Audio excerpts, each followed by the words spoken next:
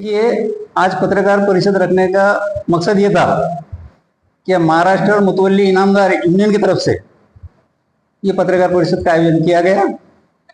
ये पत्रकार परिषद में हमारे खुलदाबाद के सालिहुद्दीन चिश्ती साहब, हमारे हसन भाई पैठन से आए हुए हमारे दरगाह के मुतवल्ली और तमाम लोग जो बावनकुळे साहब का स्टेटमेंट आज एक हफ्ते से जो है बहुत गर्दिश कर रहा है कि देवस्थान जमीन के लिए जो है धार्मिक स्थल की जो प्रॉपर्टी है उसके लिए हम कानून लाने वाले हैं और बहुत जल्दी जो है खरीदी बिक्री का और इसका जो है तो हम उसके लिए कानून ला रहे हैं और सीएम साहब से हम बात करने वाले हैं और बहुत जल्दी जो है, क्योंकि 4.5 लाख हेक्टेयर जमीन जो है इनामी लैंड है जिसके ऊपर जो है कुल की जमीन है, ऐसा उनका स्टेटमेंट है।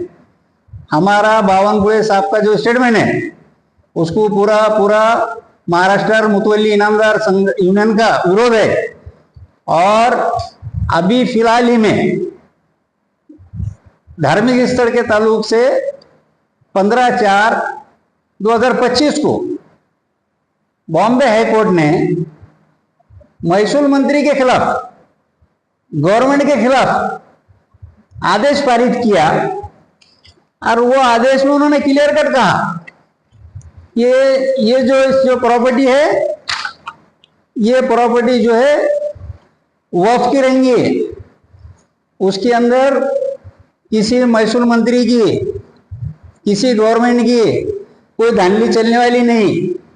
ये जो है बॉम्बे हाईकोर्ट ने ये आदेश पारित किया, ये देवस्थान की जमीन देवस्थान की रहेंगी। इन लोग यहां पर ही नहीं रुके, इसके बाद में आंध्र स्टेट का एक मैटर था, वो सुप्रीम कोर्ट गए।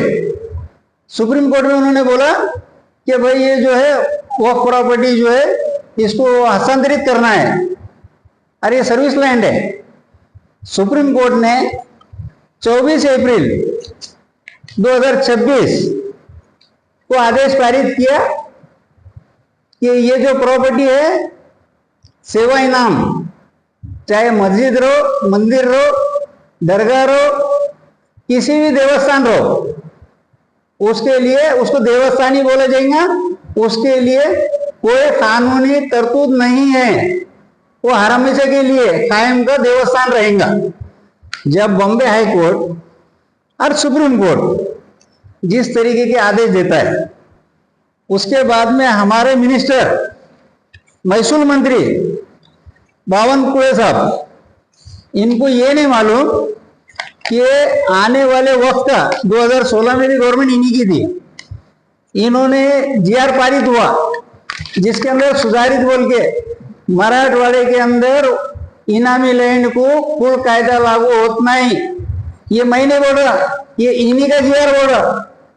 और 30 जुलाई 2010 का जीआर वो तो क्लियर ये कर रहा कि कलेक्टर ने जो है उसके अंदर एक हफ्ते का पीरियड दिया 30 जुलाई 2010 का, उसके अंदर क्लियर कर उन्होंने ये बताया कि वक्फ प्रॉपर्टी के लिए कोई भी आदमी को कुल कायदा लागू करके आप प्रॉपर्टी दे नहीं सकते। लेकिन हमारे महसूल मंत्री जो वक्फ मिनिस्टर ने बोलना चाहिए, उनका कोई स्टेटमेंट नहीं है। लेकिन महसूल मंत्री का जो स्टेटमेंट आता है कि देवस्थान की जमीन के लिए हम कानून बना रहे और उसको जो है पारित करने के लिए मैं सीएम साहब से बात करने वाला हूं। लेकिन हमारा मुतवल्लियों का, महाराष्ट्र मुतवल्ली इनामदार यूनियन की तरफ से बहुत जल्दी हम जो है राज्यपाल साहब से टाइम लेकर हम उनको डेलीगेशन देने वाले हैं, जिसके अंदर आज हमारे वक्फ के जो जिम्मेदार हैं, जो चेयरमैन है, ये लोगों ने जो है 78 एकड़, 88 एकड़, 98 एकड़ मराठवाड़े में, महाराष्ट्र में जमीन वक्फ की है बोल रहे। अब हमको ये बोलना है कि महसूल मंत्री जो स्टेटमेंट दे रहे वो 4.5 लाख का दे रहे। कितना दे रहे? ये उनके फेसबुक से आया। 4.5 लाख एकड़ जमीन इनामी है। और वक्फ बोर्ड के पास रिकॉर्ड कितने का है? 58,000 का। तो ये बोर्ड में भी शर्म आना चाहिए। इसका विरोध होने वाला है और इसके खिलाफ हम कोर्ट में जाने वाले हैं। ये मुद्दा क्रमांक 1 बावनकुळे साहब का जो था उसके लिए हमने आज पत्रकार परिषद रखी थी। अब वक्फ बोर्ड से कंसल्टेड जो हमारे जो मुतवल्ली है इनके जो मुद्दे, सबसे पहला मुद्दा बावनकुळे साहब का हुआ जो गवर्नमेंट से हम लड़ना चाह रहे हैं। दूसरा मुद्दा है देवस्थान इनामी जमीनीसाठी जो कोर्ट ने जो आदेश दी वो आदेश को फॉलो वक्फ बोर्ड ने करना चाहिए और अल्पसंख्यक का जो मिनिस्टर है वक्फ का उन्होंने करना चाहिए। अब तीसरा मुद्दा जो है मराठवाड़े के अंदर वक्फ प्रॉपर्टी को कोई कायदा लागू नहीं है, तो ये अमल बजानी सबसे पहले बोर्ड के अंदर होना चाहिए। और इस केस के अंदर जो ट्रिब्यूनल के अंदर जो केसेस है उसके अंदर वक्फ बोर्ड जो है रिप्लाई दाखिल नहीं करता, क्योंकि हमारा बोलना ये है कि वक्फ बोर्ड अमल में आया कब? अगर मुतवल्ली नहीं है, इनामदार नहीं है, इमाम नहीं है, मौजन नहीं है, तो सीईओ को कौन पूछने वाला है और चेयरमैन को कौन पूछने वाला है? ये लोग है करके वक्फ बोर्ड है और वक्फ बोर्ड है करके सीईओ है और सीईओ है बोल के चेयरमैन है। लेकिन चेयरमैन साहब से हमारी एक रिक्वेस्ट है कि आने वाले वक्त के अंदर वक्फ बोर्ड की जो मीटिंग होती है उसके अंदर जो वडीलोपार्जित जो मुतवल्ली रहते हैं, जिसके अंदर जिसके पास सक्सेशन है, वाली साहब तक है, किसी के पास दादा तक है, और वो सक्सेशन के आधार पे हेरेटू मुतवल्ली बोल के उन्होंने मीटिंग के अंदर ठराव पास करना चाहिए और वहां मुतवल्ली अपॉइंट करना चाहिए। लेकिन बोर्ड में आज सबसे बड़ी धांधली ये चल रही कि जो हेरेटू मुतवल्ली है, जो वडीलोपार्जित, जिसके पास मुंतखब है, जिसके पास में विरासत की कार्रवाई दाखिल है, वो लोगों को झगड़े लगाने का काम वक्फ बोर्ड कर रहा है। और ये लाखों रुपए का करप्शन वक्फ बोर्ड के अंदर कोई एम्प्लॉय जो है उन्होंने कर रहे हैं। कुछ ही टाइम के अंदर वो एम्प्लॉयज के नाम भी हम आपके सामने शो करेंगे, क्योंकि जहां पर मुतवल्ली अपॉइंट होता है वहां पर वक्फ बोर्ड को कमेटी देने का अधिकार नहीं है।